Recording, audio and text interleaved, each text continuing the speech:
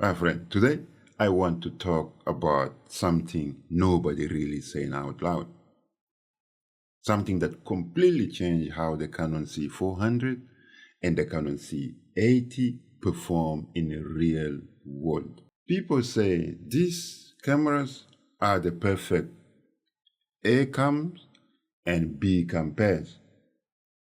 Same brand, same family, both shoot 6K, both shoot RAWs. But here is the part most reviewers skip. The real divide came from one of the smallest omission in the C80 and one of smallest addition inside the C400.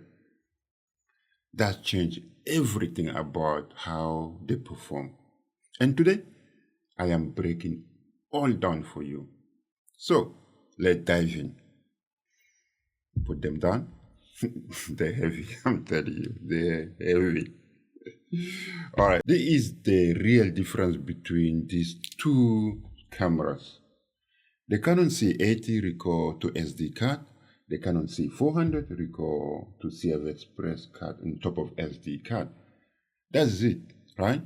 There is single design, choice control everything the cameras can or cannot do. For example, the SD card is the bottleneck for the C80. But the CFexpress card totally unleash the C400. Because of this one design, you get massive differences in bitrate, RAW options, RAW frame rates, slow motion quality, color depth, dynamic range, and how far you can push the image quality. Shoot both cameras side by side, and the C80 feel powerful but limited.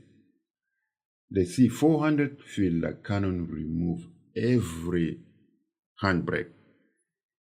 This is the foundation of the entire comparison, my friend. Before we go deep, if you love honest, real-world breakdown like this, please smash the subscribe button for me. We are pushing toward 10K subscribers this year, and your support genuinely helps me keep making videos like this. Thank you. And also, please hit the like button. All right, let's continue. People say both cameras shoot 6K RAW, so they're similar. Not true, my friend. The Canon C400 gives you 6K RAW HQ, 6K RAW ST, and 6K RAW LT, all in full frame. 3 RAW flavors, 3 level of qualities, 3 creative choices. The C80 only gives you 6K RAW LT in full frame. One option, one path. And RAW LT is good, but it is not RAW HQ, my friend. Right? The C400 RAW HQ hold color longer, hold details longer, hold highlight longer, and the shadow remain much cleaner. The RAW LTs breaks earlier, clips faster, and once again, the limitation is the SD card, my friend. This is where the C400 completely pulls away. The C400 shoots 6K RAW up to 50p frame per second in full frame. The C80 stops at 6K RAW 25p. That is the difference. That difference is massive. 6K RAW 50p gives you cinematic slow motion, more energy, more flexibility, more emotions. The C80 simply cannot do that because of the SD cards cannot sustain the data rate. Side by side, The C400 feel alive. The C80 feel static. My friend, let's talk bitrate. The C400 record up to 1800 megabit per second in RAW. The C80 record up to 576 megabit per second. That is more than the triple. And you absolutely see it. High bitrate means cleaner gradients, cleaner skin tones, better shadow details, more color accuracy, and far fewer artifacts. When I push the C80 footage +2 or +3 stops, it breaks down faster. When I push the C400 footage, it holds beautifully.